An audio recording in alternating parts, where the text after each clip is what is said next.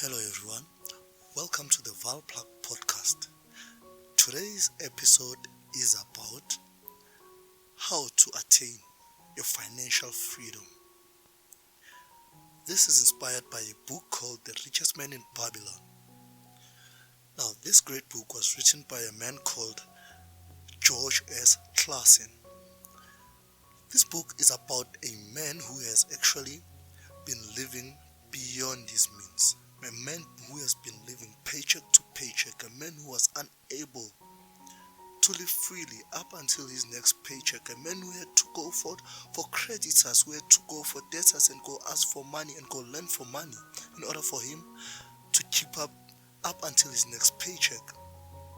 So you all can tell that this man was not in a great financial situation. He needed some advice, he needed some help, he needed some training to get him out of that financial situation that he was in.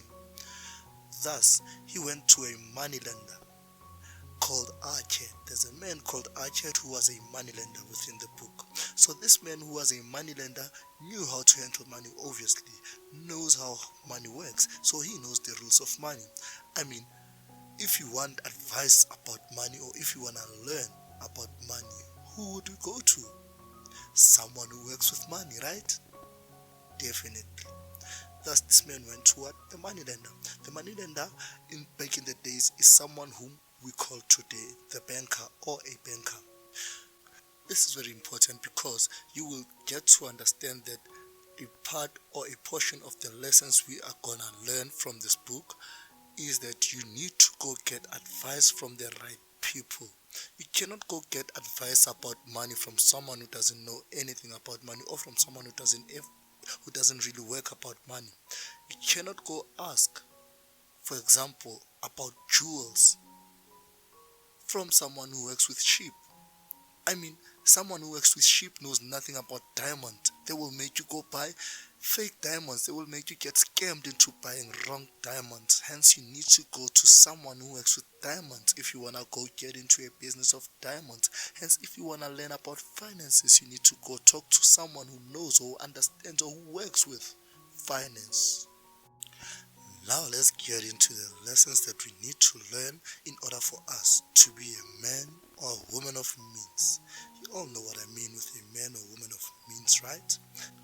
We're talking about that man who can be able to eat from the finest restaurants or the restaurants of his choice, dress the garments of his own choice, live in suburbs or areas of his own or her own choice, not live there just because he can only afford to stay there. Lesson number 1.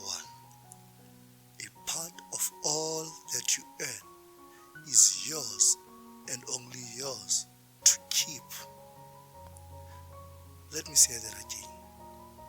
A part of all that I earn is mine and only mine to keep. What are we talking about there? I'm sure you all have heard about concepts of saving 10% of your income for yourself. Many people will be asking themselves, how do we or what do we classify that as? That yourself as? That yourself is not the emergency money that you will need maybe if you run out of money. That yourself, it doesn't mean that money is going to be used to go cover up other expenses or maybe buy you whatever that you want to save up for. That 10% that you save up for yourself belongs to you. It's going to be what you call your children. And then you're going to let your children grow, and your children are going to make children. And then their children are going to make them children, and their children's children. And then now you can see the entire generational wealth that we're trying to build from this. So that's why they say a part of all that you earn belongs to you, and it's yours to keep. Normally, they say it's 10%. You need to keep 10% of your money. 10% of your income needs to be saved towards the development of your wealth. I am pretty sure that you have heard or come across someone who would be telling you that I have so much amount of money saved up in shares, or maybe I own so many shares of a certain company, or I already have a side hustle that's providing me maybe 10 to 20,000 rand on a monthly basis, and then you sit down and ask yourself, how did this person manage to do that while that person is earning way less than you? So that the trick is all about keeping that 10% for you and only you, and then let that 10% grow and make children, that those children's children make children, and that grow and grow until you have a whole entire army of kids working for you, which is money, working for you, making money for you, and up until to that point whereby you can then sit back and say you don't even have to lift a finger or do any work, but money works for you. That's how you get to build that wealth. But the first step begins with saving the 10% for you. So we're gonna break down this concept of saving the 10%. You know, there's a man who's called Jim Rohn. I used to listen to him. He used to break down this thing into 10 10 10, which is the 10% that you save up for yourself, 10% that you donate out to you give back to the world, and then the other 10% you would then save up for your emergencies. So 10% is quite a lot when you are someone who's already living beyond their means. It is quite a lot, and today's life is no longer like back in the days, whereby the lessons in the book about this are mainly the guy went to all his creditors, and then he asked them to reduce their monthly payments and extend their terms. So in essence, in today, for you to do such things, it would be simply applying for debt cancelling or going for debt review and all of those unwanted or undesired solutions. So you wouldn't want to go for that. What would you do then to avoid that, but still try and do whatever that we're talking about? So the steps that we can do now is we're gonna now try and play with our finances. Let's now try and use whatever that we have. Control our expenses, work on our expenses in such a manner that we can be able to at least have 1% of your income that you can now play around with and say that 1%, let's see what we can do with it. Let's start saving up 1%. So 1% sounds quite small, right? But everything begins somewhere. For you to build an entire rack of stairs, you will have to build the first step, and then you're gonna go build the second step, and then the third step, till it's an entire rack, and then all in all it will be stairs. For you to have a full glass of water, it all began with one drop. Now take your bank statement, look at your bank statement and analyze it, assess it. First assessment you need to do is tick all the expenses that are necessary or necessities that you cannot do anything with. I mean, when I say anything with, I mean the debit orders, your debit orders of your bond, debit order of your home and all of that.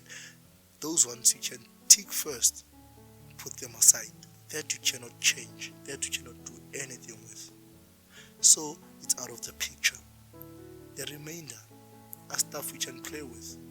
Even food, your groceries, as much as your groceries are necessities, but it's stuff we can play with.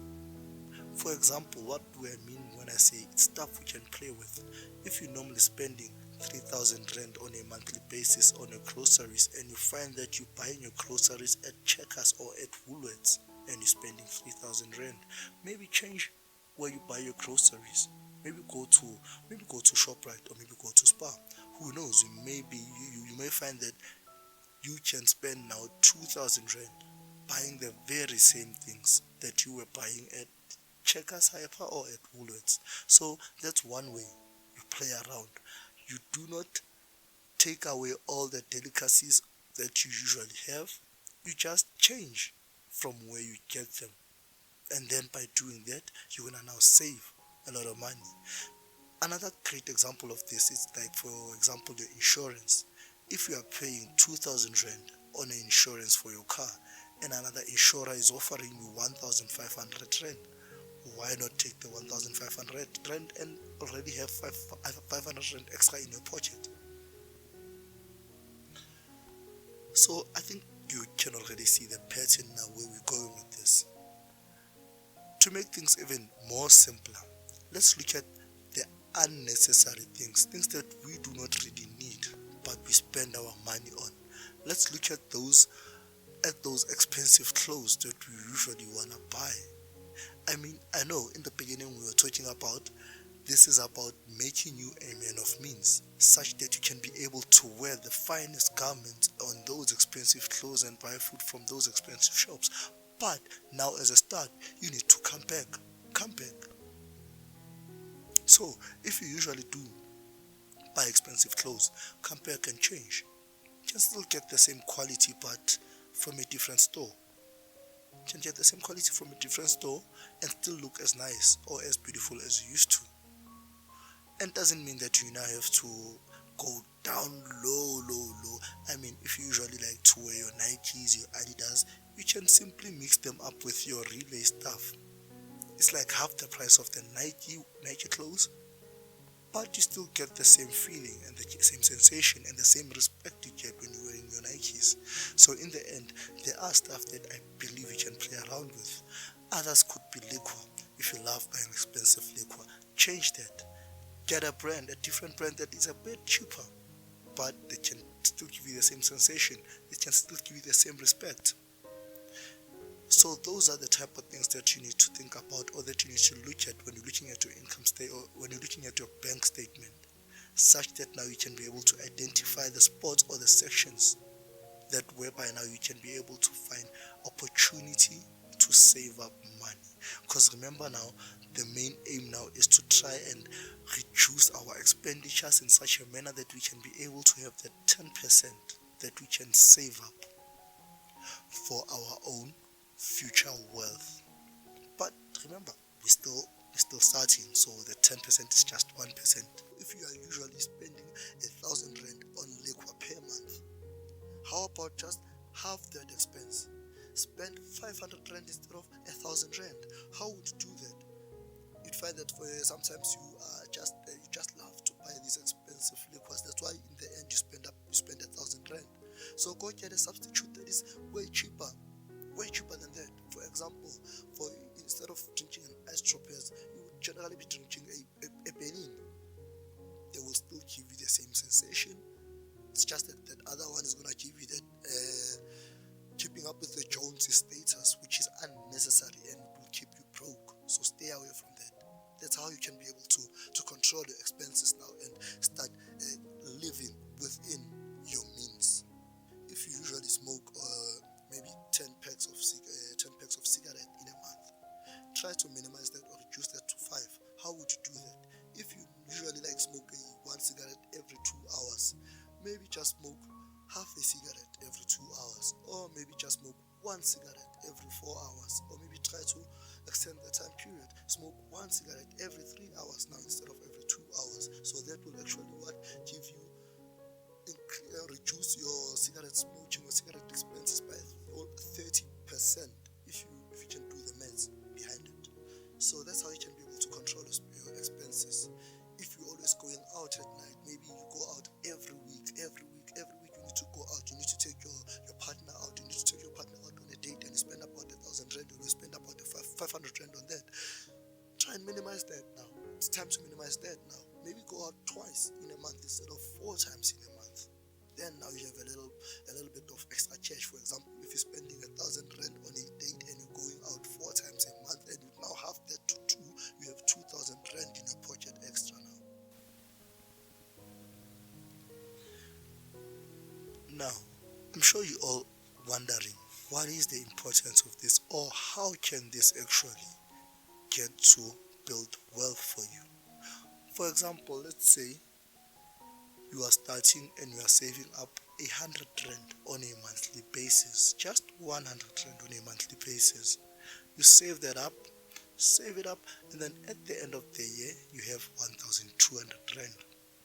Save that up for the next 10 years. The literal amount of that would definitely be around about 12,000 rand. But add interest and let that interest compound, because now it's interest and it compounds. There's interest and interest compounds.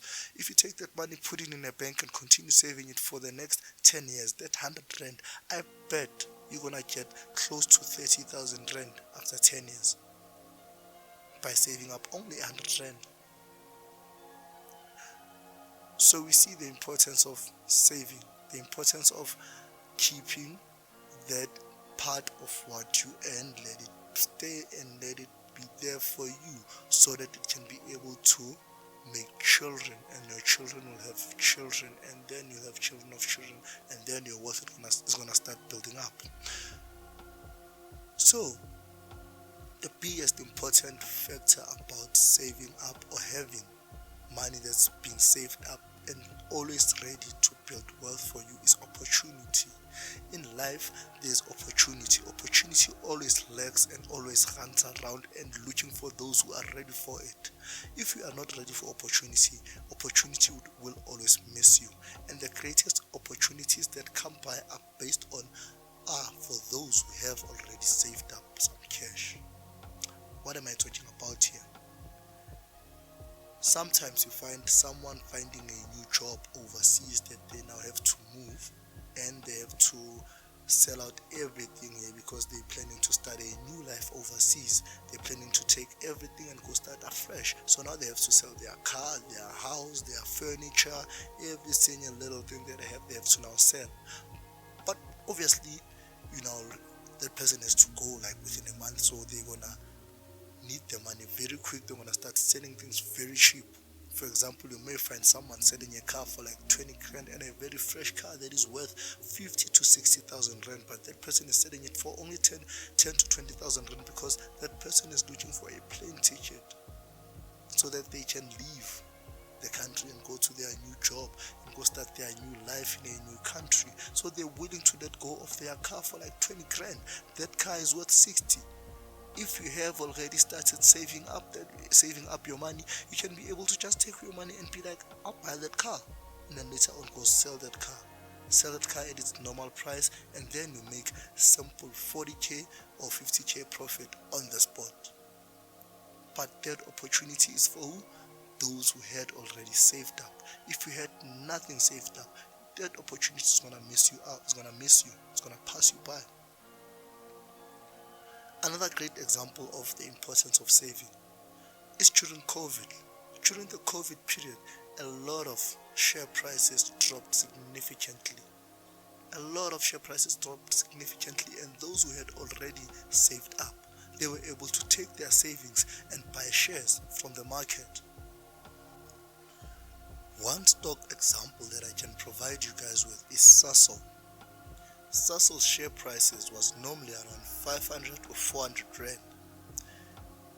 During 2020, when COVID hit, Sasol's share price dropped all the way from those 400 rand averages to only 31 rand. So you could get one share of Sasol for 31 rand, and that normal share price is about 400 rand. So let's do the mathematics of this. If you had saved up that 100 rand per month, at the end of the year you have 1,002. Take that 1,002 during 2020 when COVID hit and that share price of Sasol dropped to 31 rand. You buy the shares with that 1,200 rand. You're gonna get 38 shares with that amount of money. Today, Sasol's share price has increased back to 232, so you can sell Sasol's stock price now for 232, meaning that now with those 38 shares that you had bought from Sasol back then, you can now get over 8,000 rand, and you only put 1,002 in there. So you can see what a great opportunity that this was. But it was a great opportunity for those who had saved up for it. Remember, a lot of people like to talk about luck. There is nothing called luck in life. Luck is just a mere chance of when opportunity meets up with someone who is prepared for that opportunity. So in life, there are a lot of opportunities out there. You can make a lot of money out there. You can make a lot. It's all about you being prepared and also having something saved up and ready for when an opportunity comes by. You want to be able to snatch it or grab it with both your hands. It's important to save up. A portion of all that you earn belongs to you and is yours for you to Now this brings us to another big lesson from this book. And this big lesson we had already have started discussing it, which is investing your money somewhere whereby it's gonna start making profits and growing, meaning that now your children will then start growing and making children, and their children will grow and make more children, and the pattern continues. So that's the second most important lesson. I usually like to call it the pot. Remember the golden goose, Humpty Dumpty, the story about Humpty Dumpty and the golden goose, or maybe should I say the story about Jack and the beanstalk that he had to throw some beans outside the window, and then a big tree grew, and then when he climbed the tree goes up to the heavens and all of that. So Humpty Dumpty and the golden goose, they went up that tree, went up there just to go steal the golden goose. They were like, we're not taking the eggs, we're gonna take the eggs, have the golden eggs, but in the end we're gonna finish the golden eggs. How about you just take the golden goose? Then the golden goose will produce the golden eggs every day. That's the concept of the pot. You put your money somewhere whereby it's gonna make profit, and then you do not eat your profits. You let your profits grow, and then as your profits grow, they're gonna grow and make more profit, and then now you can start eating the profits of profits of profits. But still, it keeps your money growing. It keeps you getting even more wealthier and wealthier. Short one, right? I don't think we need even more better explanations on that one. That we can leave it there as it is. It's self-explanatory. We cook. Take your money, invest it at a place whereby it's gonna start making money. Now, we all know that we have these scammers out there that are always waiting for you, ready for you to invest your money in them so that they can scam you and take all your money. Others are points whereby someone tells you that you can just put in money here, then you're gonna get to make a lot of profits very quick. Quick things never last. Quick things never last. And beware of scammers, which brings us to the next important lesson of the book. Get advice from those who are capable enough or experienced enough in that field that you're looking for advice of. What are we talking about here? Here we're talking about now the money that you have saved, all the money that you have saved up. Do not just go invest it anywhere, or do not just go get advice from just anyone about how you can invest the money. If you want to invest your money into the stock market, you wouldn't be going to someone who works with fixing cars. You cannot go to a mechanic and ask a mechanic about the stock market, about the financial world.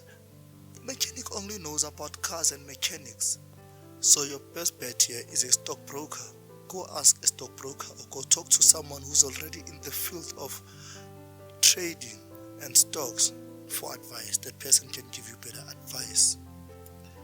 If you plan to invest your money in the business of buying and selling, maybe go talk to someone who's already in sales, or someone who's experienced with sales, who can actually tell you which products to buy or which products to sell, which products run the most, which products people love, which products makes the best profits. You cannot go to a stock picker for a sales advice. So be smart. Get advice from the right people. That's how you're going to be able to make your money grow in a protected way. No one wants to see all their savings get scammed off, or no one wants to see all their savings get destroyed by just making wrong decisions. Now, with all that said, go let your money work for you. Make your money work for you until you do not need to work anymore. In summary, number 1, control your expenses, live below your means, such that you can be able to have enough money to save for your wealth or your future, and also have enough money to give back to the world. and enough money to save up for your emergencies. Lesson number 2, guard your money. Guard your money by getting the right advices from the right people. Do not go invest your money at places whereby you would not be able to get return. Avoid getting scammed. So the best ways to avoid all of these things is get advice from the right people.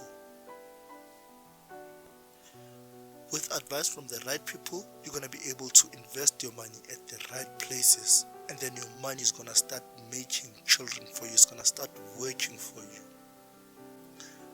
Sooner or later, you will be the one saying, behold, I am rich. I am rich. Just like the richest man in Babylon. Trust me. This works. Trust me. Thank you all for listening and spending your special or sacred time to develop yourself with these lessons. Please don't forget to press that subscribe button, like and share. From the Valplug podcast team, we love you all.